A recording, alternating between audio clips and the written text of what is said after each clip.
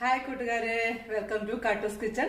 എല്ലാവർക്കും കാട്ടൂസ് കിച്ചണിലേക്ക് ഒരിക്കൽ കൂടി സ്വാഗതം. ഇന്ന് കർണാടകയുടെ മെയിൻ ഫെസ്റ്റിവലായ ഉഗാദി ഹബ്ബയാണ്. കർണാടകക്കാരുടെ ഫേമസ് ഹബ്ബയാണിത്, ഫെസ്റ്റിവലാണിത്.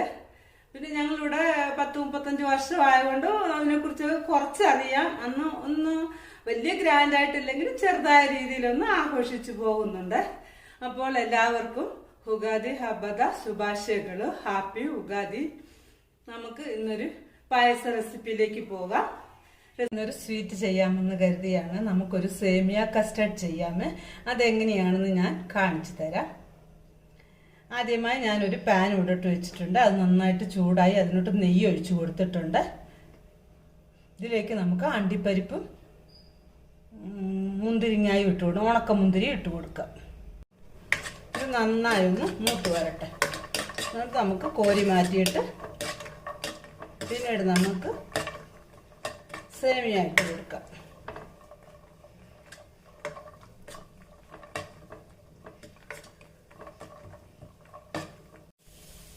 അണ്ടിപ്പരിപ്പ് മുന്തിരിങ്ങ ഇവിടെ മൂത്ത് വന്നിട്ടുണ്ട്. നമുക്കിതൊരു വേറെ പാത്രത്തിലേക്ക് മാറ്റാം. നമുക്കിതിലോട്ട് സേമിയ ഇട്ട് കൊടുക്കാം. ഞാൻ ചെറിയ സേമിയയാണ് എടുത്തേക്കുന്നത്. കനം കുറഞ്ഞ വറുത്ത സേമിയാണ്. ഇത് വറുക്കേണ്ട ആവശ്യമൊന്നുമില്ല. നമുക്ക് ജസ്റ്റ് ഒന്ന് ചൂടാക്കി എടുക്കാം.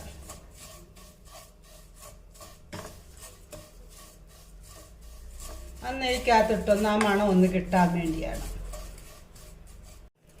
മൂത്ത് വന്നിട്ടുണ്ടായിരുന്നു. ഞാൻ അതിനകത്തോട്ട് 1/2 ലിറ്റർ പാൽ ഒഴിച്ചു കൊടുത്തിട്ടുണ്ട്. ഞാനിവിടെ പശുവിൻ പാലാണ് ചേർത്തിരിക്കുന്നത്.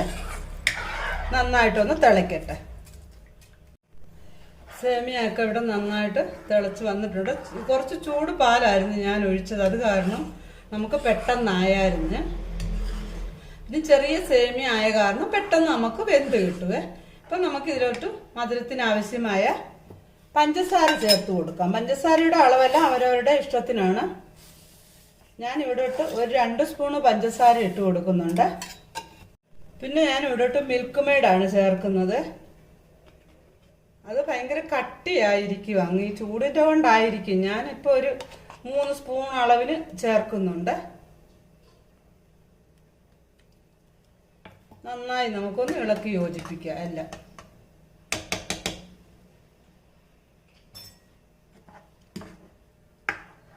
മധുരമൊക്കെ അവരവരുടെ ആവശ്യത്തിന് എടുക്കാം. നമ്മുടെ സേമിയ ഇവിടെ ആയി വന്നിട്ടുണ്ട്. ഞാൻ ഇതിനകത്തോട്ട് ഇനിയും കസ്റ്റർഡ് ചേർത്ത് കൊടുക്കാൻ പോവുകയാണ്. ഹോം മെയ്ഡ് കസ്റ്റർഡാണ്. ഞാൻ തന്നെ പ്രിപ്പയർ ചെയ്തതാണിത്.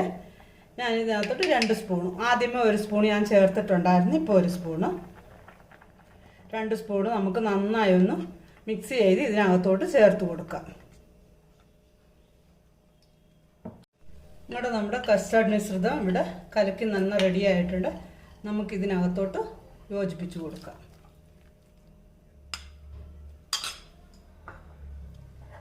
നന്നായി ഒന്നുകൂടി തിളയ്ക്കട്ടെ. ഇപ്പം നമ്മുടെ പായസത്തിന് ഒരു നല്ല കളറും ഒക്കെ വന്നിട്ടുണ്ട്. അടിപൊളിയായിട്ടുണ്ട്. നോക്കി, ഒരു തിള വന്നിട്ട് നമുക്ക് ഓഫ് ചെയ്യാം. എന്താണെന്ന് ചോദിച്ചാൽ ഇത് ഇരുന്നാൽ ഇനി ഒത്തിരിയും കുറുകിപ്പോകും. അതുകൊണ്ടാണ്. പിന്നെ ഞാൻ ഇതിനകത്തോട്ട് ഏലക്കാപ്പൊടി ചേർക്കുന്നില്ല. നമുക്ക് ഫ്ലേവറിന് വേണ്ടി ഞാൻ ഇച്ചിരി വാനില എസൻസ് ആണ് ഒഴിച്ചു കൊടുക്കുന്നത്.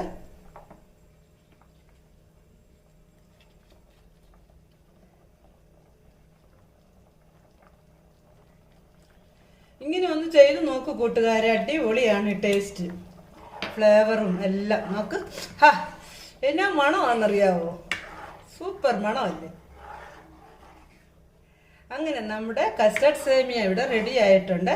നമുക്കിവിടെ ഇപ്പോൾ സ്റ്റവ് ഓഫ് ചെയ്യാം. ഓഫ് ചെയ്തിട്ടാണ് നമ്മുടെ അണ്ടിപ്പരിപ്പ് മുന്തിരിയല്ല ഞാൻ ഇതിനകത്തോട്ട് ഇട്ട് കൊടുക്കുന്നത്. അടിപൊളി സ്മെല്ലും ടേസ്റ്റ് സൂപ്പറാ. ഇങ്ങനെ ഒന്ന് വെച്ച് കൊടുത്ത് നോക്ക്. കുട്ടികൾക്കൊക്കെ ഇഷ്ടപ്പെടും. കുട്ടികൾക്കും മുതിർന്നവർക്കും എല്ലാം. പിന്നെ നമുക്കിത് വെല്ലത്തിൽ വേണമെങ്കിൽ വെല്ലത്തിലും ചെയ്യാമേ. ഞാൻ ഇന്നിവിടെ പഞ്ചസാരക്കകത്ത് ചെയ്തന്നേ ഉള്ളൂ. നമ്മുടെ പായസം ഇവിടെ റെഡി ആയിട്ടുണ്ട്. കസ്റ്റർഡ് പായസം ഇവിടെ റെഡി ആയിട്ടുണ്ട്. കസ്റ്റർഡ് സേമിയ പായസം ഇവിടെ റെഡി ആയിട്ടുണ്ട്. എല്ലാവർക്കും ഇഷ്ടപ്പെടുമെന്ന് വിശ്വസിക്കുന്നു. കുട്ടികൾക്കൊക്കെ ഒത്തിരി ഇഷ്ടപ്പെടും. ഇത് നല്ലൊരു ടേസ്റ്റ് ആണ്, നല്ലൊരു വെറൈറ്റി പായസമാണ്. റെസിപ്പി ഇഷ്ടമായാൽ എല്ലാവരും ചെയ്ത് നോക്കുക. വീണ്ടും ഒരു നല്ല റെസിപ്പിയുമായി വീണ്ടും കാണാം.